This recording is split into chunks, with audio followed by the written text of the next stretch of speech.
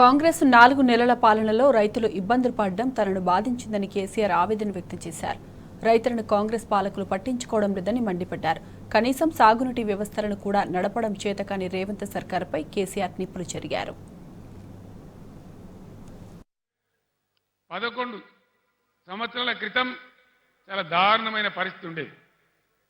1.5 సంవత్సరంలో కరెంటును బ్రహ్మాండంగా తయారు చేసి రైతాంగానికి, ఇళ్లకు, పరిశ్రమలకు, ఐటీ రంగానికి అందరికి కూడా 24 గంటల సరఫరా 9 సంవత్సరాల పాటు ఇచ్చినాం.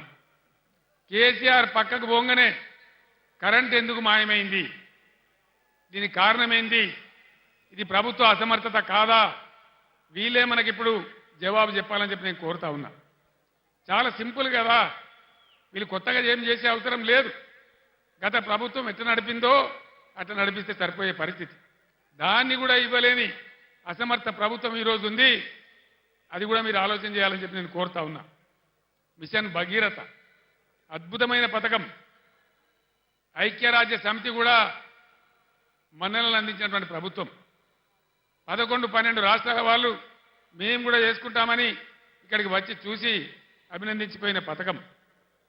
ఇలా మంచినీళ్ళకి ఎందుకు కొరత వస్తూ ఉంది, ట్యాంకర్లు ఎందుకు వస్తూ ఉన్నాయి, మళ్ళా బోర్లు వేసే పరిస్థితి ఎందుకు వస్తూ ఉంది, ఇది ఎవరి తెలివి తక్కువతనం, దయచేసి ఆలోచన చేయాలి.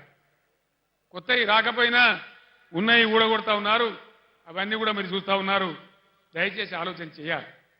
కరెంటుకి ఏం రోగం వచ్చింది, మంచినీళ్ళు ఎందుకు ఇవ్వలేకపోతున్నారు, ఇది ఏం లోపము, దీనికి మరి ఎట్లా సరి కావాలా,